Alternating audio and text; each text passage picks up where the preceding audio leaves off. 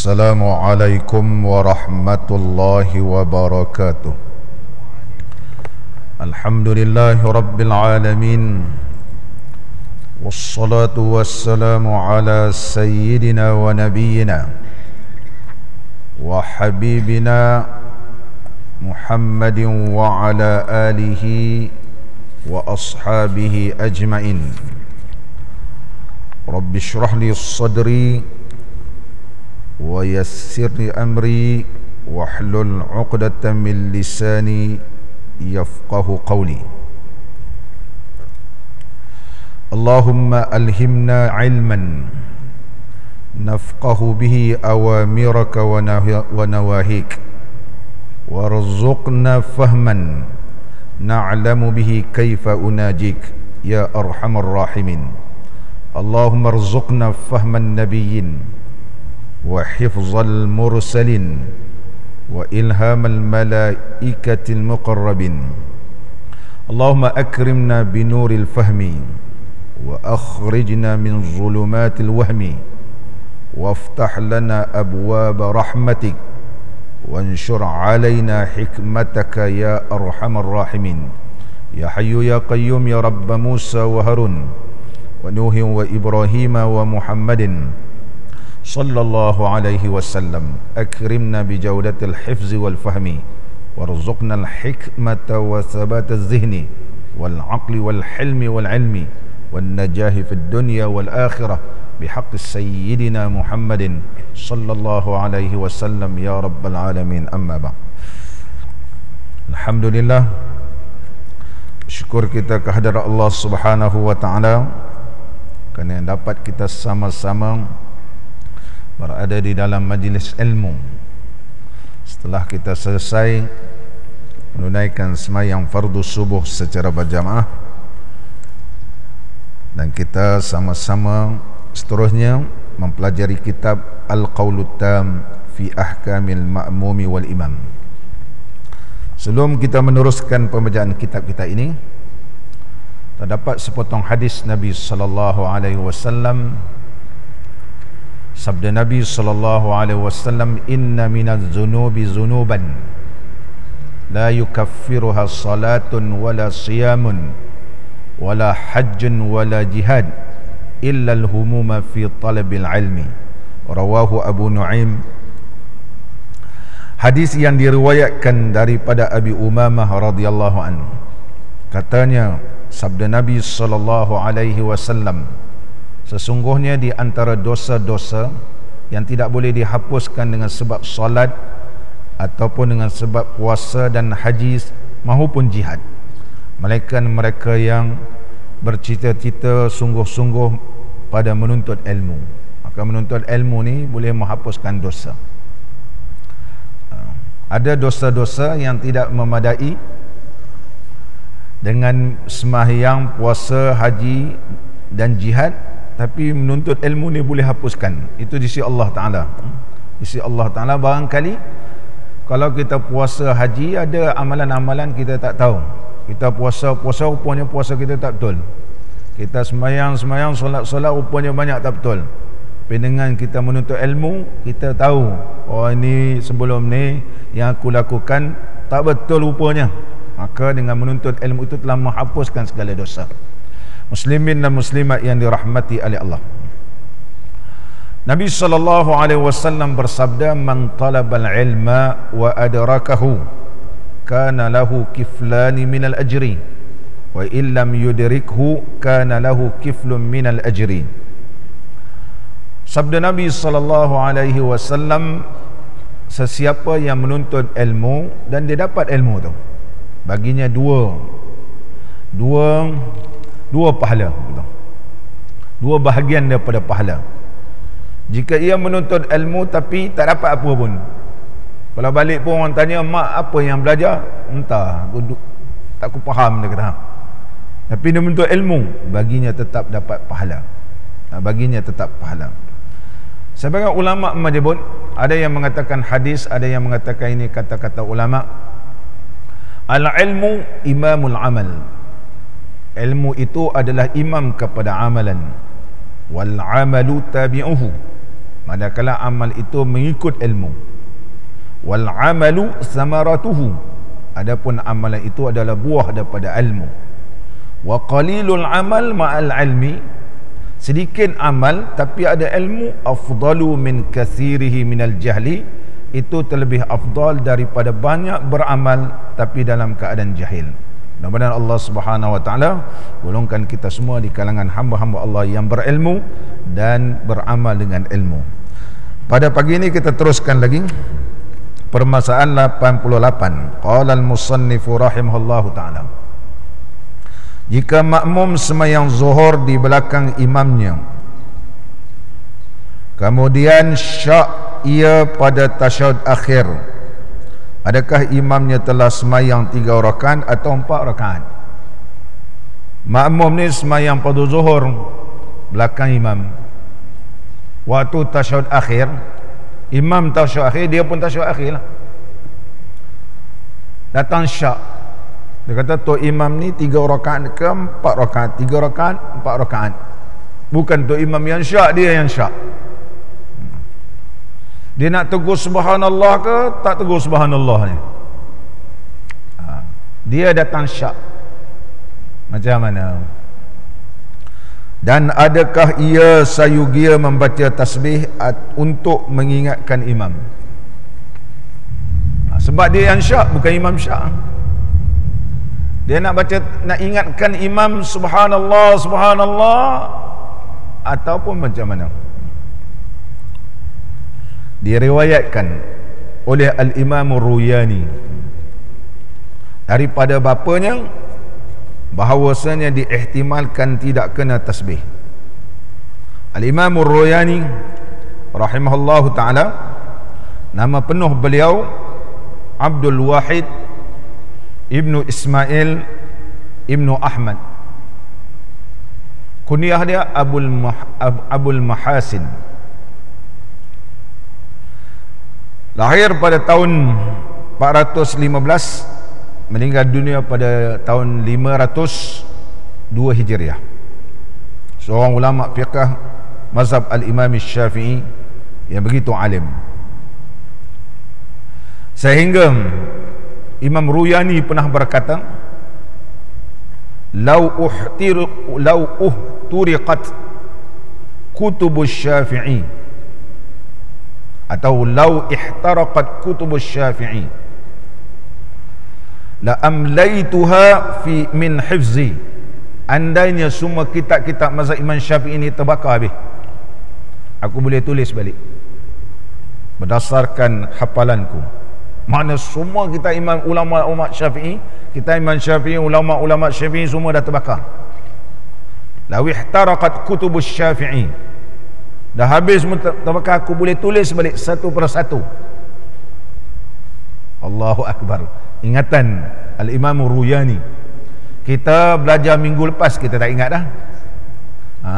Belajar minggu lepas tak ingat.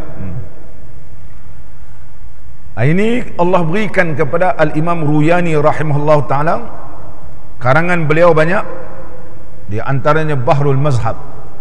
Bahrul Mazhab, kitab ni banyak jilid, kitab Bahrul Mazhab di Imam Ruyani rahimahullah ta'ala. Di antara kitab yang begitu panjang dan berjilid-jilid, di antara karangan ulama-ulama Syafi'i, nama pun Lautan Mazhab. Dia dicetak, sekarang dicetak begitu banyak. Dan di antara karang-karangan beliau terlampau banyak, itulah paling masyhur yang disebut oleh ulama Bahrul Mazhab. Al-Imam Ar-Ruyani, di antara kitab beliau Al-Kafi, di antara kitab beliau juga Hilyatul Mu'min. Ini di antara kitab-kitab masyhur karangan Al-Imam Ruyani rahimahullah ta'ala. Al-Imam Ruyani rahimahullah ta'ala mengaji dengan bapa dia. Ada setengah orang, dia pengajian tak adalah banyak sangat pergi sana pergi sini, tapi dia alim. Kerana bapak dia alim. Barangkali bapak dia ni didik dia daripada kecil lagi. Bapak nak baca kitab, dia panggil anak dia, tolong ambil kitab ni, tolong ambil kitab ni, tolong ambil kitab ni. Jadi daripada kecil lagi sudah main dengan kitab, dengan kitab mazhab, dengan fiqhnya, dengan tafsirnya, dengan hadis. Maka walaupun dia tak banyak mengaji tempat lain, tapi dia jadi alim kerana bapak dia alim, sebab bapak dia tuan guru. Sebagaimana Al-Imam As-Sayuti, sehingga digelarkan dia Ibnul Kutub. Mak dia pun ketika mengandung, bapak dia suruh ambil kitab, ambil kitab, sakit-sakit beranak terus. Dia beranak di celah-celah kitab. Maka lahirlah Syekh Jalaluddin As-Sayuti. Syekh iaitu Al-Imam Jalaluddin As-Sayuti rahimahullahu ta'ala, dilahirkan di celah-celah kitab. Maka ulama gelar dia Ibnul Kutub, anak kitab. Oleh sebab itu Imam Sayuti ni, Allahu Akbar, kitabnya memang banyak. Nisbah pada ilmu dengan karangan macam tak sebanding, tapi kitabnya banyak. Sebab nak heran macam mana, waktu mengandung pun mak boleh cari kitab. Ayah dia pun begitu, maka Allah anugerahkan. Begitu. Kalau kita ni sekarang ni jadi alim, tak adalah boleh cucu cicit kita orang alim. Kita doa seperti mana ulama-ulama ni. Jadi Al-Imam Ruyani rahimahullahu ta'ala meriwayatkan daripada bapanya, bahawa bapak dia seorang yang alim. Diihtimalkan tidak kena tasbih. Dia kata tak payah tasbih. Sebab apa tak tasbih? Sebab imam yakin dia betul. Imam yakin dia betul. Yang syak ni ialah makmum. Macam mana seorang yang syak nak tegur orang depan yang yakin? Melainkan kalau makmum ni yakin. Makmum ni yakin, bukan dia seorang yang tegur, ramai lain yang tegur. Subhanallah, subhanallah. Mana yakin? Imam tu tak cukup rakaat, sekarang dia seorang aja. Dia tak yakin. Imam dalam keadaan tak cukup rakaat, dia kata. Tapi imam yakin. Al-Imam Ruyani berpendapat, dia kata tak payah tasbih. Bukan imam yang ragu, kamu yang ragu. Sebab apa dia kata? Kerana zahirnya imam itu ia telah percaya bahawa ia telah semayang 4 rakaat. Itu hujah Imam Ruyani rahimahullah ta'ala. Dan sedangkan makmum tidak yakin. Ayat tadi pun dia syak. Dan syak si makmum itu pada tasyahud akhir, mana makmum bukan yakin imam kurang rakaat. Sedangkan makmum tidak yakin, mana dia syak, tidak yakin ia kesalahan imam itu. Jadi kalau kita jadi makmum, kita pun belah bahagi 3-4, 3-4, 3-4, tak payahlah tasbih, dia kata. Silat-silat tasbih pula, orang lain pula tegur subhanallah, imam pun pelik, subhanallah apa pula ni, rupanya subhanallah ni kata betul 4 rakaat. Tu imam pun pelik, subhanallah, orang ni pula subhanallah, mana satu? Jadi pening imam. Sebab masing-masing dalam keadaan nak apa betul ni, nak apa betul ni, nak bercakap tak boleh bercakap. Jadi pendekatan yang pertama, mengikut pandangan Al-Imam Ruyani rahimahullah ta'ala, tak payah tasbih, dia kata. Ini pandangan siapa? Al-Imam Ruyani, ulama yang alim dalam mazhab kita Imam Syafi'i, Baharul Mazhab kita.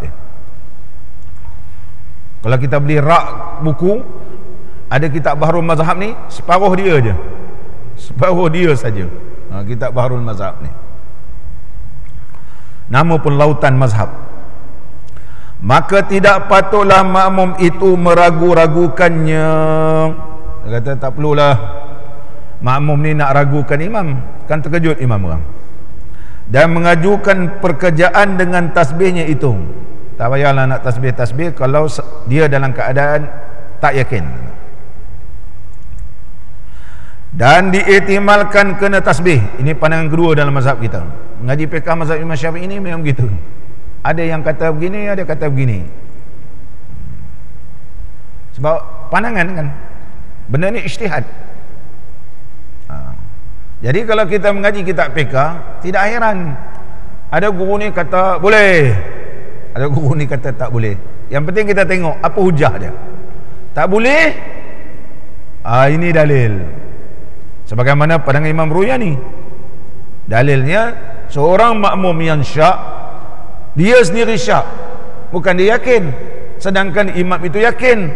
Maka kalau kita dari sudut kaedah fiqh, al-yaqinu la yuzalu bisyak, keyakinan tidak boleh dihilangkan dengan syak. Jadi keyakinan imam itu tidak boleh dihilangkan oleh syak oleh makmum. Oleh sebab itu kekal yakin. Ini hujah siapa? Al-Imam Ruyani rahimahullah ta'ala. Pandangan yang kedua dalam mazhab kita Imam Syafi'i, dia kata teguh, kena teguh dia kata.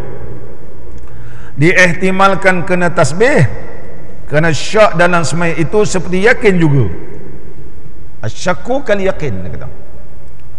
Dia kata li'anna syakka fi salati kal yakin. Ini kaedah fiqh yang diguna pakai oleh pandangan yang kedua ni. Syak di dalam sembahyang itu seumpama yakin.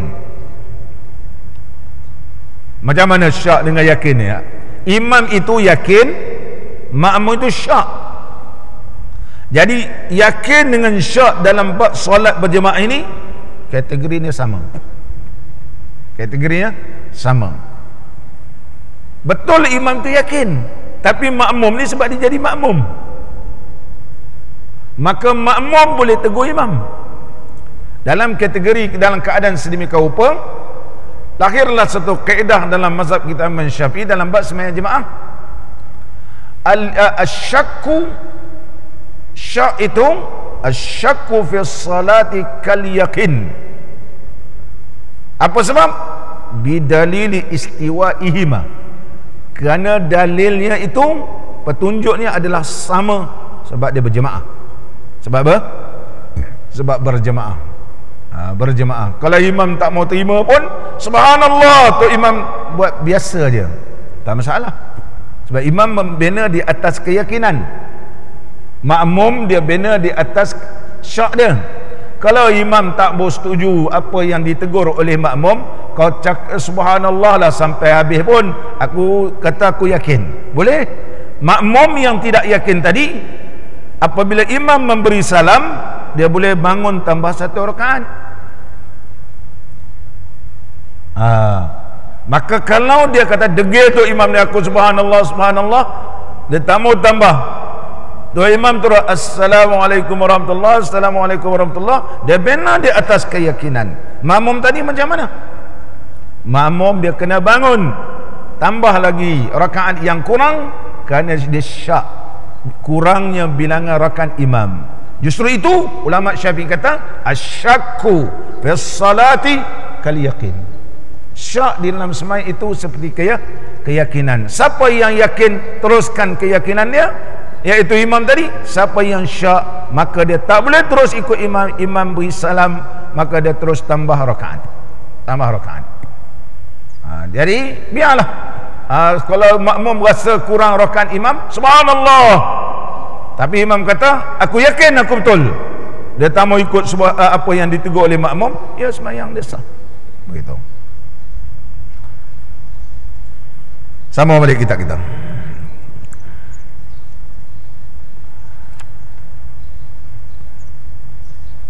Dan diiktimalkan kena tasbih, kerana syak dalam sembahyang itu seperti yakin jua dengan dalil sama kedua-duanya. Dua-dua mana? Iaitu imam itu yakin, imam itu syak. Pada hak dirinya, diri si imam itu yakin, diri si makmum itu syak. Begitu. Dan seperti mana tiada lazim imam itu beramal ia atas syak makmum itu. Tak semestinya nak ikut imam ini. Kalau makmum tegur, tak semesti dia kena ikut, tak semesti dia kata. Dan tidak lazim juga menurunkan keyakinan dia. Disebabkan makmum tegur, dia jadi syak pula, dia jadi turun keyakinan. Sebenarnya dia yakin, betul ke? Guna betul ke? Dia dah yakin dah betul, tiba-tiba orang tegur ni, dia turunkan keyakinan dia kepada syak. Tak perlu dia kata. Kau yakin, yakin terus. Dan jika dengan segera makmum mufaraqah dirinya dengan imam itu. Imam makmum ni subhanallah, subhanallah, subhanallah. Dia tegur, imam dia terus dengan pendirian dia. Makmum pun ambil pendekatan, aku tak mau ikut imam ni. Dia mufaraqah. Macam mana cara mufaraqah? Adakah dia boleh terus bangun ataupun bagaimana? Kita tengok kaedah dia, kaedah dalam mazhab kita. Dan jika dengan segera makmum bermufaraqah, mana pisah dengan imam. Jika segera makmum mufaraqah dirinya dengan imam, maka wajiblah ia sempurnakan sembahyangnya 4 rakaat dan sujud sahwi. Dia pun tambah 1 rakaat. Imam assalamualaikum warahmatullahi, assalamualaikum warahmatullahi contohnya, dia pun terus naik. Ataupun imam duduk tasyahud, dia tamu ikut subhanallah, imam terus juga tasyahud, dia pun bangun. Mesti niat mufaraqah. Mesti niat mufaraqah. Kalau dia tidak niat mufaraqah, maka dia seperti dalam semayang.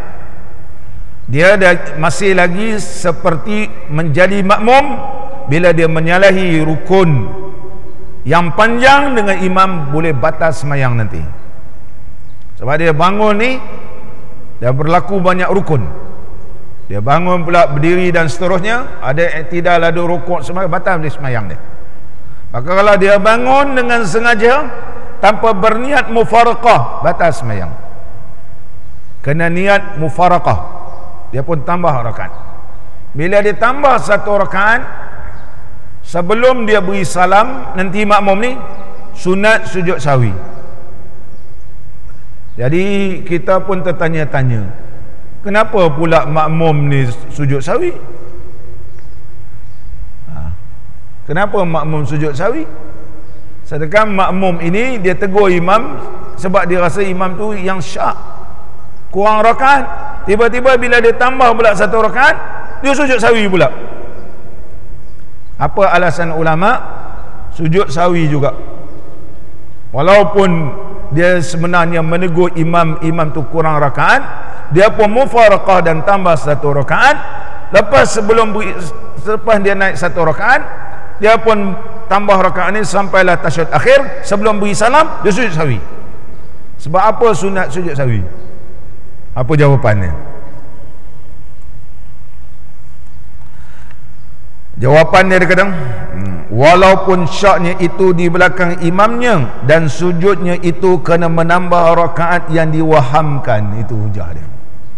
Kerana dia tambah 1 rakaat itu, dia yang waham, sangka imam kurang rakaat.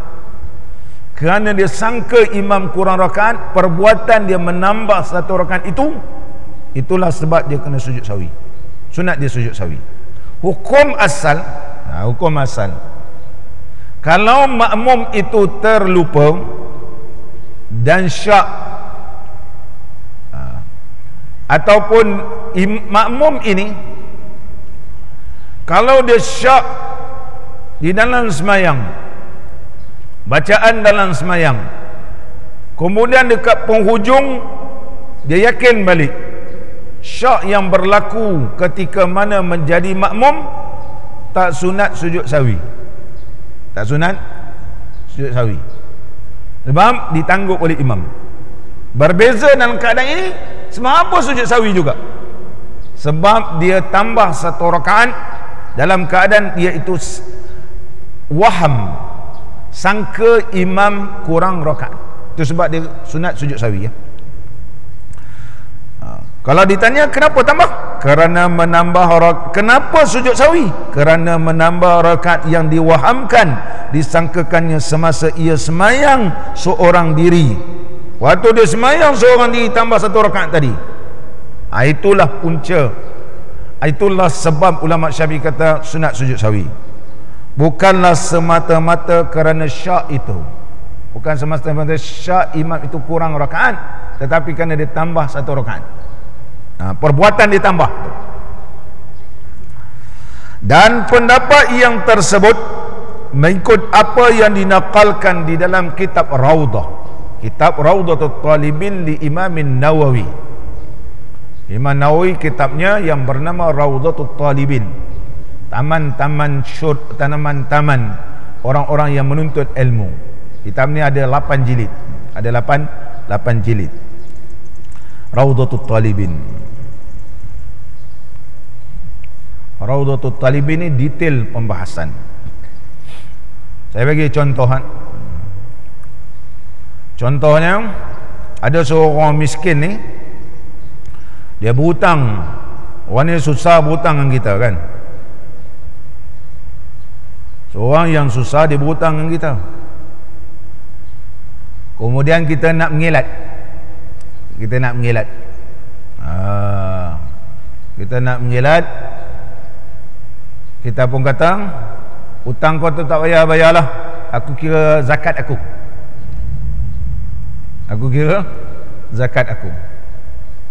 Jadi tak payahlah hutang kau tu, kira aku bayar zakat dengan kau. Sebab dia susah. Boleh ke tak boleh? Imam Nawawi sebut. Imam Nawawi bahas dalam kitab Raudatul Talibin dalam bab hebah. Beri itu hebah, zakat lain. Maka apabila dia kata, tak apalah, hutang kau tu kira zakat aku, dia mengibrakkan, melupuskan hutang tadi, dia bukan zakat. Zakat dalam bab yang lain. Dia kata tak payahlah, hutang tu kira lupuslah dengan zakat aku. Maka zakat ini masih lagi tak terlaksana, sebab hutang tadi ianya telah hebahkan, iaitu dia telah lupuskan. Maka zakat masih lagi tidak terlaksana. Bab zakat bab lain, hutang diibrakkan ataupun dia lupuskan, itu bab lain. Justru itu pandangan ini dipakai oleh ulama kita di Nusantara, Syekh Arsyad Al-Banjari, dalam kitab beliau yang terkenal Sabilul Muhtadin. Tu orang masyhur sebut Sabilul Muhtadin dalam bab bayar zakat. Jangan kita buat begitu, jangan kita buat begitu.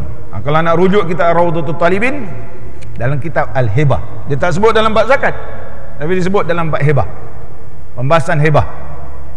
Begitu juga Al-Imam Khatib Syarbini, dia bahaskan juga dalam kitab Mughni Muhtaj dalam bab ini, dalam bab Kitabul Mughni, Kitabul Hibah, dalam bab hebah.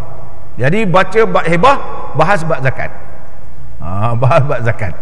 Buka dalam bab zakat, tak jumpa bab ni.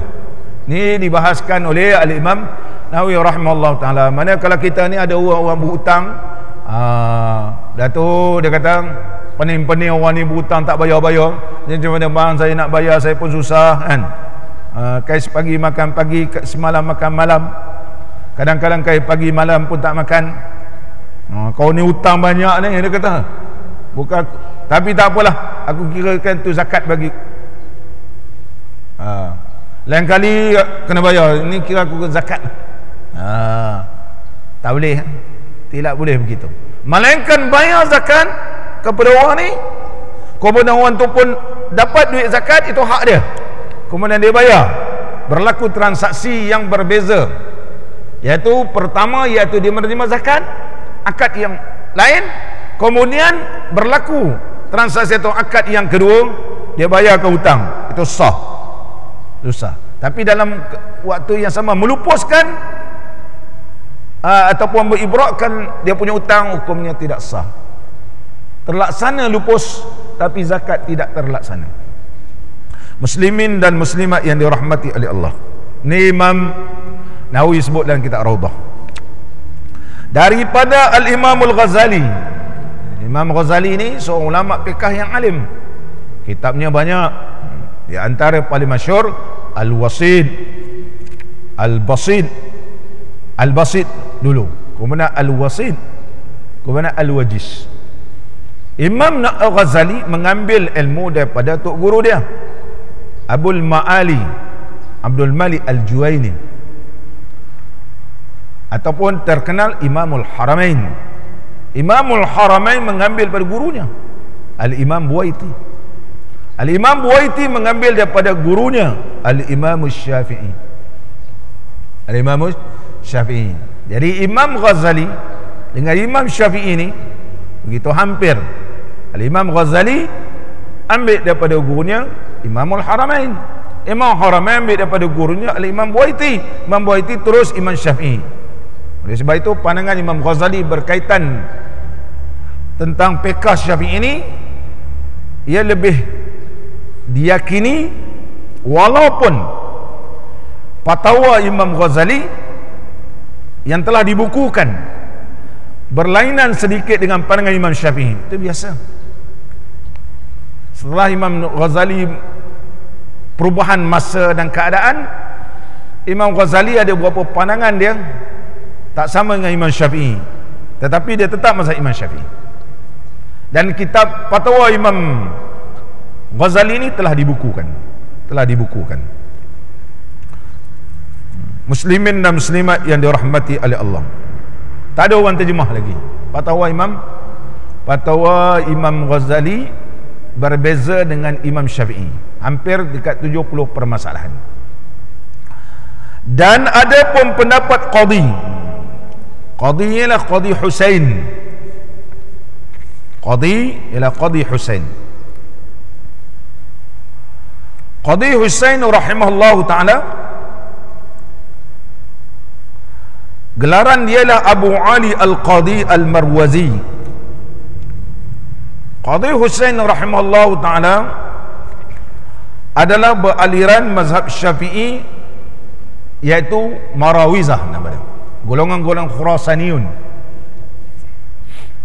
Dia ada dua, satu Baghdadiyun, satu Khurasaniyun dalam mazhab kita ni. Khurasaniyun ini nama dia Marawizah, Al-Imam Al-Marwazi. Al-Imam Al-Marwazi ni Syafi'i, tapi dia cenderung kepada di Khurasan. Pandangan dia menjangkau mana pada zaman tu tak ada masalah tu, tapi mereka ni telah fikir kalau berlaku masalah ni zaman-zaman sekian, dinamakan fardu takdir namanya, fardi namanya, iaitu ditakdirkan ataupun kita kata kalau berlaku gini-gini. Itu kelebihan kalau kita baca kitab Marawizah ni, Al-Imam Al-Marwazi, ulama-ulama dia. Macam berlaku zaman sekarang ni, kita tengok dalam kitab-kitab Imam Nawawi tak jumpa. Sebab Imam Nawawi ni dia pegang ada dalil Quran hadis gitu, dia dalil. Tapi golongan Khurasaniyun ataupun Marawizah ni kadang-kadang benda-benda yang tak pernah berlaku zaman sekarang. Justru itu dalam membaca kitab mazhab Imam Syafi'i kena gabung dua. Satu kitab yang mana ini Khurasaniyun, mazhab Imam Syafi'i juga. Banyak perkara-perkara zaman sekarang ini tak pernah berlaku zaman kita kanak-kanak dulu. Zaman kita dewasa dulu tak ada, dah tua-tua ni ada macam-macam masalah. Tak perlu kita tengok mazhab lain, cukup kita rujuk dalam mazhab Imam Syafi'i. Sekiranya tidak ada dalam pandangan ulama Baghdadiyun ini, maka kita rujuk ulama Khurasaniyun, tetap mazhab Imam Syafi'i. Di antara ulamanya yang terkenal Al-Imam Qadhi Husain rahimahullah ta'ala, ini adalah Khurasaniyun. Muslimin dan muslimat yang dirahmati oleh Allah. Adapun pendapat Qadhi, mana Qadhi Husain, kalau baca dalam kitab fiqh jumpa Qadhi itu Qadhi Husain, ia tidak dikenakan sujud sawi. Dia lain daripada Imam Nawawi tadi. Imam Nawawi dalam kitab Raudhah berbeza dengan pandangan ulama-ulama sebelum tadi. Syekh Qadhi Husain kata, kenapa pula kena sujud sawi? Kenapa pula nak sujud sawi? Dia kata, kalau makmum ni dah tegur-tegur imam tak mau ikut, dia pun yakin bahawa imam ni yang tak betul, dia yakin bahawa kurang rakaat, itu sebab dia bangun. Dia tambah satu rakaat, tak payahlah sujud sawi. Imam Qadhi Husain kata, kalau dia bangun, makmum tambah lagi 1 rakaat dan kemudian dia sempurnakan, tak perlu sujud sahwi, kerana sebabnya ialah syak, dan syak itu berlaku semasa mengikut imam. Dia kata syak di dalam keadaan menjadi makmum tak sunat sujud sahwi.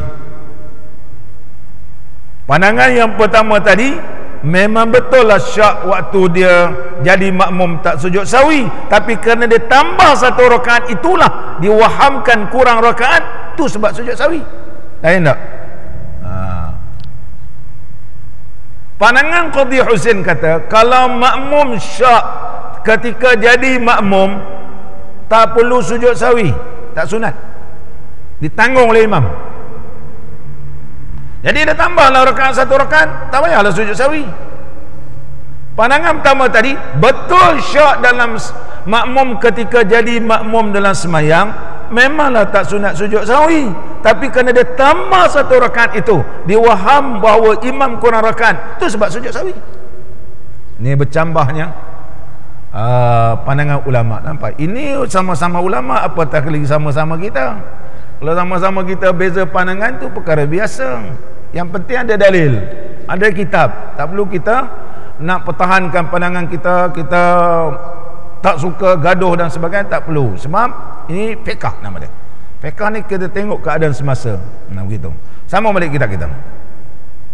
Imam memberi salam dalam rakaat yang kedua pada semayang asar dan maghrib. Ini satu lagi.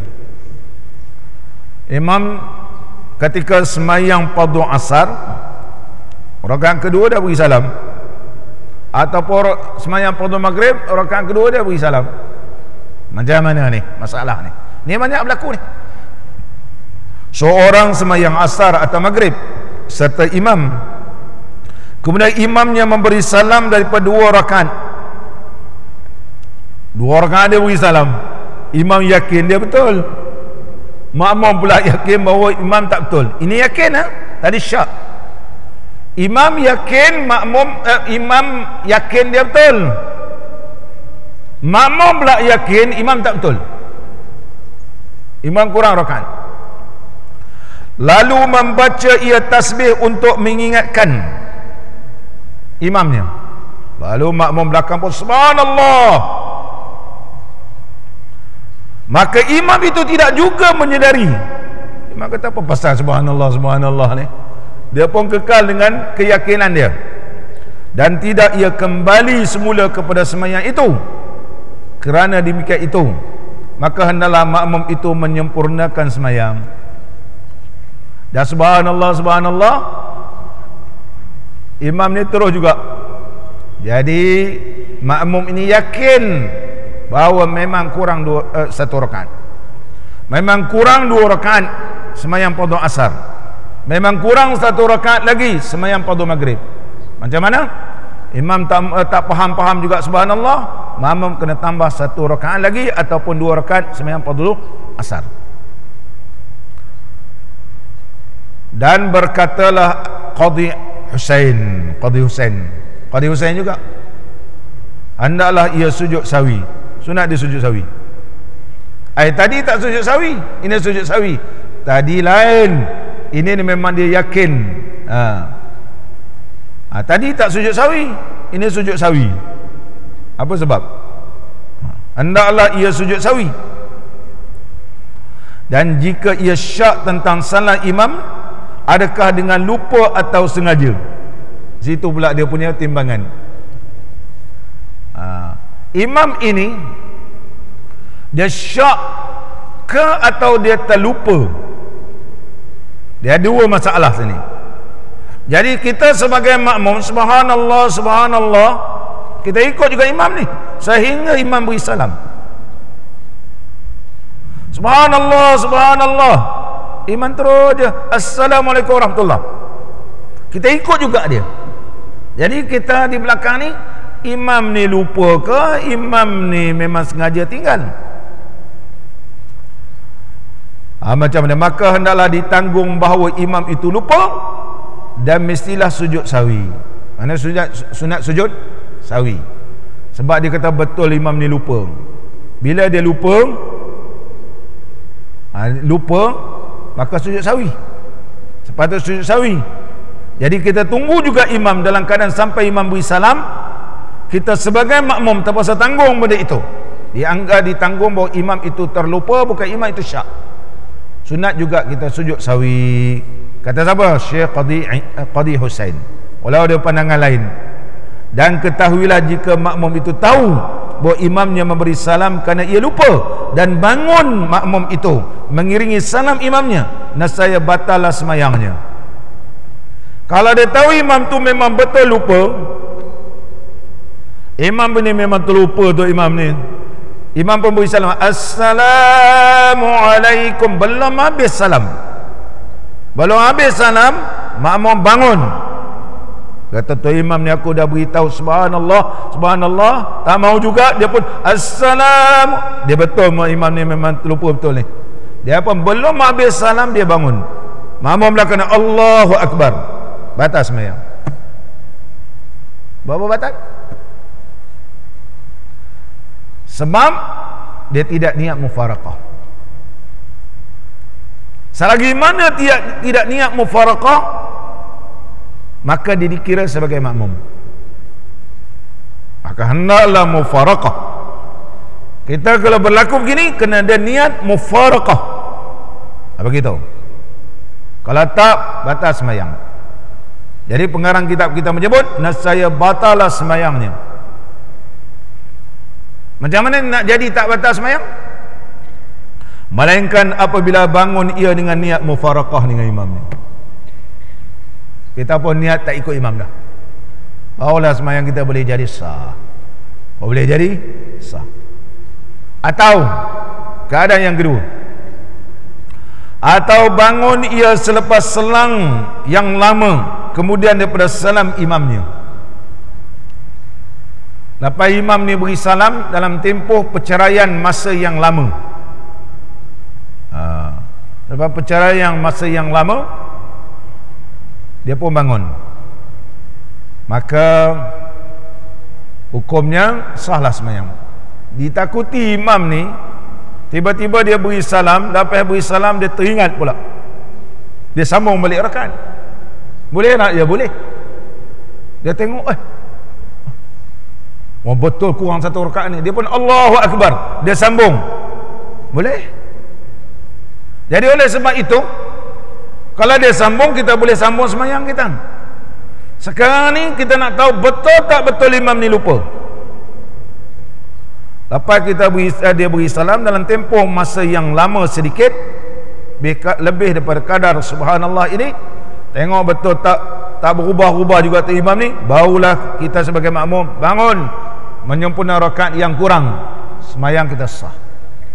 Ada dua keadaan, sama ada yang pertama kita berniat tak mau ikut imam, yang kedua kita tunggu imam ni betul-betul, ternyata dia ni betul lupa, kita pun sempurnakan rakaat yang baki itu, sembahyang kita sah, tidak batal.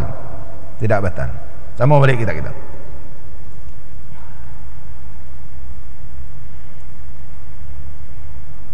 Ataupun masa yang lama, dia kata kemudian daripada salam imam, kerana qudwah ikutan itu tidak terputus dengan salam imam yang lupa. Itu hujah dia. Kenapa boleh batal?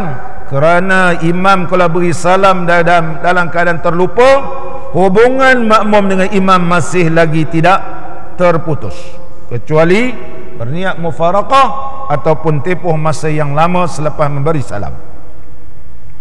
Bahkan terputus salamnya apabila berlaku pada tempatnya. Adapun jika jatuh bukan pada tempatnya, maka salam itu tidak mengeluarkan ia makmum dengannya daripada sembahyang itu. Sebab itu bukan tempat dia. Tempat dia ialah sepatut 3 rakaat, kan? Ni sekarang 2 rakaat, barangkali dia terlupa. Bila dia terlupa, dia teringat, dia boleh terus, dia tak perlu ulang pada rakaat pertama, dia terus sambung, sebagaimana yang berlaku ke atas junjungan Nabi sallallahu alaihi wasallam. Itu sebabnya dia kena. Bahkan yang boleh mengeluarkan makmum daripada sembahyangnya dengan sebab lama selang selepas salam imamnya. Kalau dah lama waktu, itu menunjuk imam yang betul-betul dia tak mau sambung sembahyang, terputus kita sebagai makmum dengan imam. Maulah sambung, sembahyang kita sah. Dan berdasarkan kaedah tersebut, kaedah tadi iaitu al-fasl tawil tadi, perpisahan yang begitu lama, kira memutuskan qudwah, maka hendaklah makmum bangun dengan niat mufaraqah yang pertama dengan imam itu kaedah pertama, ataupun biarlah selang lama sedikit selepas salam imam itu barulah ia bangun selesaikan sembahyang dia. Itulah kita kalau jadi makmum belakang imam, kalau kita nak tambah rakaat kita yang kurang, biar imam ni beri salam yang kedua, mesti biar imam salam kedua. Bila imam salam kedua ni betul-betul dah tak ada hubungan. Ini pandangan Syekh Ibn Hajar. Assalamualaikum warahmatullahi, tu imam masih semayang lagi tu, sebab dia nak beri salam yang kedua. Salam yang kedua adalah sunat. Jadi imam semayang lagi lah, ya semayang lagi, tak habis lagi imam. Hubungan kita dengan imam masih ada lagi, Oleh sebab itu tunggu imam salam yang kedua. Ini dalam fiqh mazhab Imam Syafi'i, bahawa betul kita tak ada hubungan dengan imam dah, tak payah niat mufaraqah apa semua, memang dah tak ada hubungan dengan imam. Habis imam salam yang kedua, betul selesai imam beri salam, kita pun tambah rakaat yang kurang. Kalau imam baru salam assalamualaikum, makmum ni bangun nak tambah rakaat yang kurang, tak ada niat mufaraqah, batal semayangnya. Bayi imam belum habis semayang, Ini perlu diingatkan,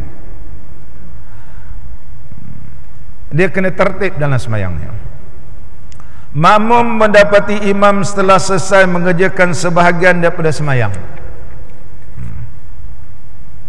Jika seorang makmum mendapati imam yang telah mengerjakan sebahagian daripada semayang, maka terus mengangkat takbiratul ihram.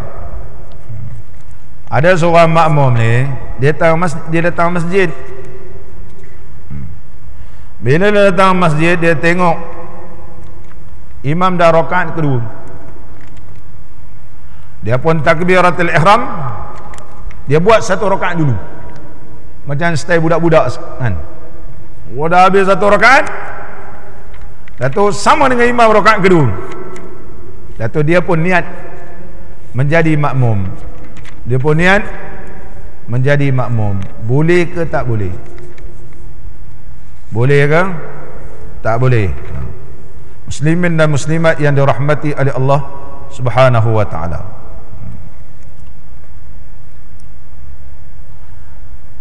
dan semayang ia seorang diri. Dia tengok imam tu dah rakaat kedua, dia baru sampai, dia pun takbiratul ihram, dia buat satu rakaat dulu. Selepas buat satu rakaat, kemudian sempat dia rakaat kedua, dia pun ikut pula tu imam.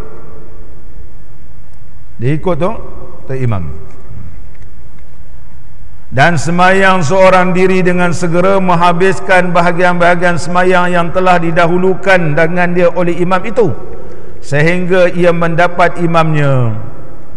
Dapat dia. Ni macam budak-budak yang lalu kita tengok. Bukan kira budak-budak, orang tua-tua pun ada. Maka berniat ia masuk serta dengan imam. Dia pun niat pula berjemaah dengan imam, dan terus menyempurnakan semayangnya serta imam, maka haruslah hukumnya mengikut pendapat qaul yang azhar, mengikut pandangan qaul azhar, iaitu pandangan Imam Syafi'i. Qaul azhar ni ialah Imam Syafi'i, qaul azhar. Lawan qaul azhar ni ialah zahir. Lawannya adalah zahir. Jadi qaul azhar, bila sebut azhar ni dalam mazhab Imam Syafi'i, dia ada 4. Pertama, khilafiyah. Masalah ni ada khilaf. Bila jumpa azhar ni mesti ada khilaf. Ada kata sah, ada kata tak sah ni. Yang pertama ni kata sah, boleh, dia ada hujah juga. Pandangan yang kedua muqabil, dia kata tak sah, pun ada hujah. Dan mesti ada yang paling rajih. Ada khilaf, ada rajih. Khilaf ni khilaf dari sudut mana? Khilaf dari sudut qaulul Imam Syafi'i, iaitu pandangan Imam Syafi'i itu. Daripada pandangan Imam Syafi'i ini berlaku khilaf. Dikaji ada 2. Maka di antara qaul ni mesti ada yang kuat, mesti ada yang dipegang. Mengikut qaul azhar bahawa sembahyang ni sah, dia kata sembahyang ini sah. Muslimin dan muslimat yang dirahmati oleh Allah, sama balik kita. Dan mengikut pendapat yang afdal bahawa bertakbiratul ihram ia bersama imam dan sempurnakan mana-mana bahagian yang luput itu selepas salam imam dia. Yang terbaik iaitu ikut imam lah. Nanti kalau kurang, tambah rakaat. Berdasarkan hadis Nabi sallallahu alaihi wasallam, "Idza adraktum fasallu wa ma fatakum faatimmu." Satu riwayat faqdu. Apa yang kamu dapat bersama imam, ikutlah. Kalau yang kurang itu nanti imam dah beri salam, tambahkan lagi rakaat yang kurang. Hadis riwayat Imam Bukhari. Itu terlebih afdal. Kalau ada yang begini, dia kata sah juga. Memang betul qaul azhar al-Imam Syafi'i. Disebut dalam kitab-kitab mazhab Imam Syafi'i. Apa hujah? Cuba kita tengok. Kerana para sahabat radhiyallahu anhum adalah mereka itu apabila didahului oleh imam dengan sebahagiannya semayang, mereka itu bertakbirah ihram dengan sendirinya. Sebab perbuatan sahabat Nabi sallallahu alaihi wasallam sebelum ditunjukkan oleh Sayyidina Muaz mana yang terlebih baik. Para sahabat ni ada yang terlambat. Bila dia terlambat, imam dah rakaat lain, dia pun takbirat ihram, kejar, udah cukup. Contoh imam rakaat ketiga, dia dah cukup rakaat kedua tadi, naik rakaat tiga, berniat jadi makmum. Berniat jadi makmum. Sama beri salam dengan imam. Itu dah menjadi biasa dengan para sahabat. Tiba-tiba datang Sayyidina Muaz radhiyallahu an menyalahi perbuatan sahabat-sahabat yang lain ni. Cuba tengok dalam kitab kita. Dan semayanglah mereka bahagian-bahagian yang luput daripada mereka. Dan apabila mereka mendapati imam terus, mereka berniat masuk berjemaah sertanya, sehingga datanglah Sayyidina Muaz Ibnu Jabal radhiyallahu an berjemaah dengan Nabi sallallahu alaihi wasallam. Maka mendapati Nabi sallallahu alaihi wasallam mendahuluinya dengan sebahagian semayang, maka bertakbiratul ihram ia serta Nabi sallallahu alaihi wasallam. Dan apabila Nabi sallallahu alaihi wasallam memberi salam, bangunlah Sayyidina Muaz radhiyallahu anhu menyempurnakan segala bahagian yang ia luput itu. Sayyidina Muaz radhiyallahu anhu satu hari semayang dengan Nabi sallallahu alaihi wasallam, mana tertinggal rakaat. Mana Nabi sallallahu alaihi wasallam dah semayang dah. Jadi Sayyidina Muaz pun takbiratul ihram. Habis Nabi sallallahu alaihi wasallam beri salam, Sayyidina Muaz tambah lagi. Perbuatan Sayyidina Muaz ni, maka perbuatan Sayyidina Muaz radhiyallahu anhu itu disampaikan kepada Nabi sallallahu alaihi wasallam. Sebelum pun ni para sahabat buat cara dia. Maka sabda Nabi sallallahu alaihi wasallam, maka Nabi sallallahu alaihi wasallam pun bersabda, sesungguhnya Muaz telah meletakkan satu sunnah bagi kamu semua. Inna Muazan qad sanna lakum sunnatan faf'aluhu. Rawahu Ahmad. Hadis ini riwayat Imam Ahmad. Sesungguhnya Muaz telah meletakkan satu sunnah bagi kamu semua, maka hendaklah kamu semua amalkannya. Hadis riwayat Imam Ahmad dalam Musnad Imam Ahmad jilid yang kelima, hadis yang ke-246. Jadi perbahasan ulama tentang ujung hadis itu, faf'aluhu. Faf'alu ni fi'il amar. Adakah fi'il amar ini menunjukkan wajib ataupun menunjukkan sunat? Adakah perbuatan amar ini khusus kepada para sahabat ataupun menjangkau pada setiap umat Nabi sallallahu alaihi wasallam? Ini dibahas dalam ilmu usul fiqh tentang fi'il amar. Bila Nabi sallallahu alaihi wasallam suruh para sahabat ni, adakah ianya berkaitan umat-umat dia yang lain pun begitu juga? Adakah fi'il amar ni menunjukkan berulang-ulang begitu? Kita kata makanlah, apakah suruh makan gitu? Adakah makan waktu itu ataupun bila boleh pun makan? Kulu washrabu wala tusrifu. Adakah ketika itu sahaja ataupun dia berterusan? Ini panjang pembahasan dalam ilmu usul fiqh dalam bab fi'il amar. Pandangan yang pertama mengatakan ini bukan perintah wajib tapi sunat. Perintah sunat. Ada yang menyatakan bahawa inilah perintah yang wajib. Bila perintah itu adalah perintah yang wajib, siapa buat lain daripada yang ditunjukkan oleh Sayyidina Muaz, batallah sembahyang. Begitu. Jadi dalam kebanyakan ulama Syafi'i menyebut dua-dua ni dalam kitab. Imam Nawawi sebut dua-dua ni. Tapi yang terlebih afdal, ambillah hadis yang diriwayatkan oleh Imam Ahmad tadi, sebagaimana yang ditunjukkan oleh Sayyidina Muaz, sama dengan riwayat Imam Bukhari, idza adraktum fasallu wa ma fatakum faatimmu. Apa yang kamu dapat, ikutlah, yang kurang sempurnakanlah. Begitu. Dan hadis ini telah dibawa oleh Ibnu Rif'ah. Ibnu Rif'ah seorang ulama Syafi'i yang alim. Ibnu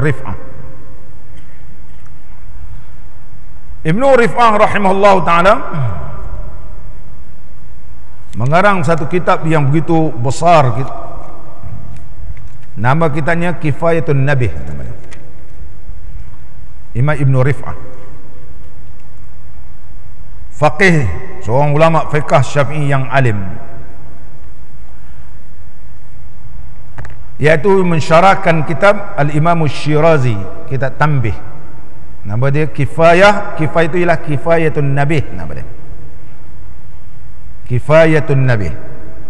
Al-Imam Ibn Rif'ah di dalam kitabnya Al-Kifayah, Kifayatun Nabih, syarah kepada kitab Al-Imam Syirazi Tanbih. Ini kitab ni pun berjilid-jilid banyak. Kemudian Al-Imam Khatib Syarbini, Syekh Khatib Syarbini, dia tengok kitab Kifayatun Nabih ni panjang sangat, kemudian mengarang kitab An-Najmus Saqib.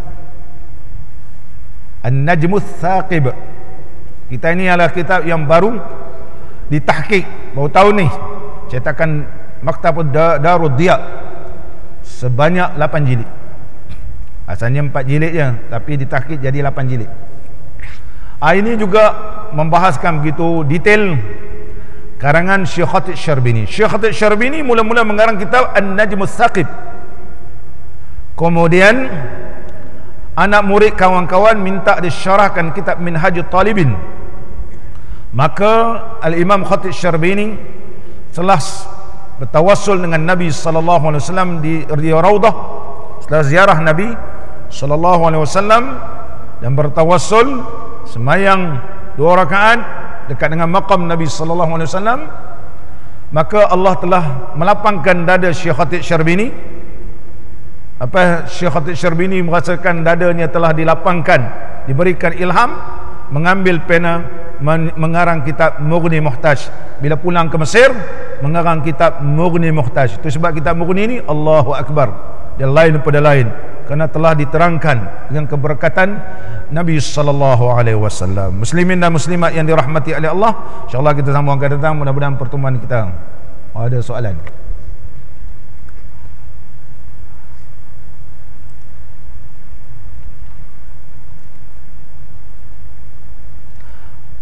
Soalan kita, bolehkah sujud untuk sujud sahwi itu dilakukan sekali sahaja, dan apakah bacaan afdal untuk dibaca? Dalam mazhab kita Imam Syafi'i, sujud sahwi 2 kali. Al-Imam Tirmizi rahimahullah ta'ala mendatangkan riwayat, 2 riwayat dalam kitab Sunan Imam Tirmizi.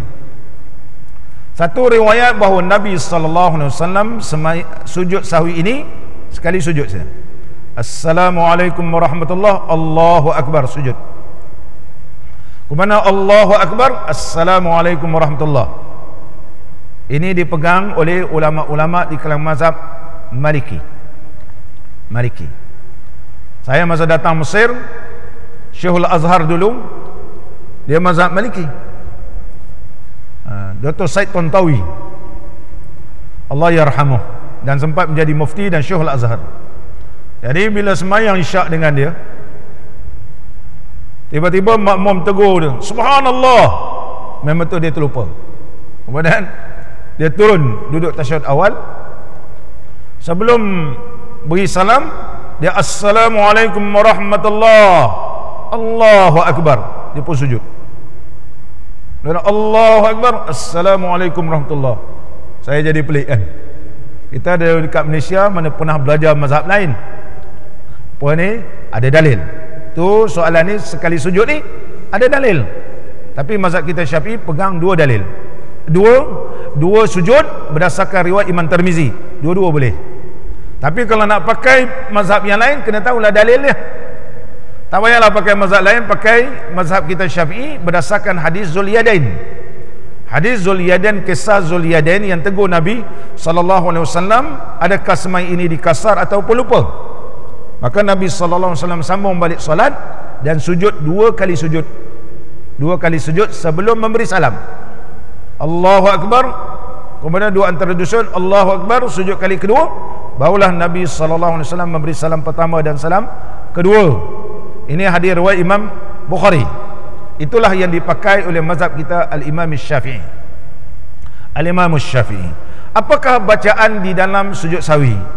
Bacaan dalam sujud sahwi tidak ada ditentukan. Tidak ada ditentukan.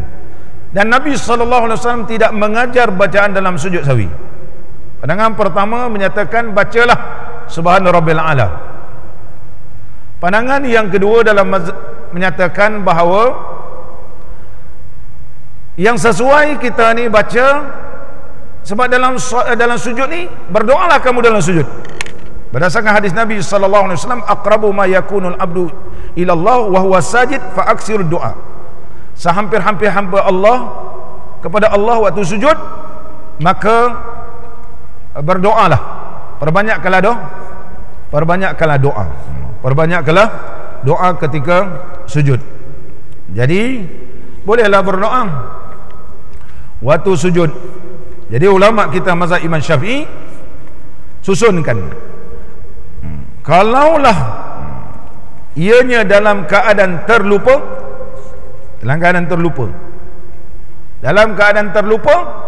kita berdoalah baca subhana man la yanamu wa la yashu. Ini ijtihad ulama, tak ada hadis. Tapi kalau sengaja kita tinggal, astaghfirullah. Contohnya sengaja kita tinggal baca doa kunut. Sengaja kita tinggal tasyahud awal. Nanti kita nak sujud sahwi, bacanya astaghfirullah. Mazhab kita. Sebab itu bukan lupa, itu sengaja. Maka kita minta ampun ke Allah Ta'ala. Tapi kalau kita terlupa, sesuai doanya, subhana man la yanamu wa la yashu. Maha suci Allah yang tidak lupa dan tidak tidur dan tidak lupa. Bacaan ini adalah ijtihad ulama, sebagaimana yang disebut oleh Al-Imam Al-Bajuri rahimahullah ta'ala dalam mensyarahkan kitab Fathul Qarib, namanya Hasyiatul Bajuri li Imam Ibrahim Al-Bajuri rahimahullah ta'ala. Ada pandangan kata kalau tak tahu apa-apa macam makcik-makcik, kakak-kakak, nenek semua tak tahu, bila nak sujud sawi subhana apa pula lepas ni dia. Sebab jangan berlaku subhana apa ujungnya dia kata. Bacalah subhana rabbil a'la. Sebab jangan berlaku subhana apa dia kata. Jangan risau, jangan susah hati. Subhana rabbil a'la boleh juga yang disebut oleh ulama. Itu sebagai pencerahan. Mudah-mudahan pertemuan kita diberkati dan diridai oleh Allah Subhanahu wa taala. Ilahi najjini min kulli dhaiqin bijahil Mustafa khairil jami'i. Ilahi najjini min kulli dhaiqin bijahil Mustafa khairil jami'i. Wahab li fi madinatihi qararan wa rizqan thumma dafnan bil baqi'i. Ilahi najjini min kulli dhaiqin bijahil Mustafa khairil jami'i. Wa khatimatan imanin wa sitran jamilan bil mujibi wa bis sami'i. Ilahi najjini min kulli dhaiqin bijahil Mustafa khairil jami'i. Wasukna Makkah zamanan wa tawran wa bitaibatan fi mujawarati syafi'i. Ilahi najjini min kulli dhaiqin bijahil Mustafa khairil jami'i. Salatullah daimatun alaihi ma'al ashab wal anir rafi'i. Ilahi najjini min kulli dhaiqin bijahil Mustafa khairil jami'i. Al-Fatihah.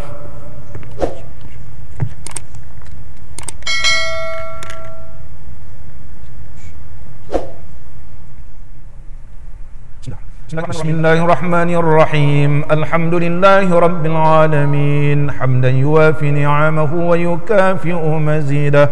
Ya Rabbana lakal hamdu kama yanbaghi li jalali wajhikal karim wa azimi sultanik. Allahumma salli ala sayyidina Muhammadin salatan tuballighuna biha al-umrata wa hajja baytikal haram wa ziyarata habibika wa nabiyyika sayyidina Muhammad alaihi afdalus salat والتسليم في صحة وعافية وسلامة ولطف وبلوغ المرام. اللهم لا تمتنا حتى نرى باب السلام ونصلي خلف المقام إبراهيم عليه السلام ونشرب ماء الزمزم في مسجد الحرام ونزور حبيبك ونبيك سيدنا محمدا صلى الله عليه وسلم بيسر ولطف وبلوغ المرام. اللهم حببنا في صلاة الجماعة وذكرنا بالموت كل ساعة واحشرنا مع النبي المصطفى صاحب الشفاعة. ربنا آتنا في الدنيا حسنة وفي الآخرة حسنة وقنا عذاب النار. وصلى الله على نبينا وحبيبنا وشفيعنا سيدنا محمد وعلى آله وصحبه وسلم. والحمد لله رب العالمين. تقبل الله منكم.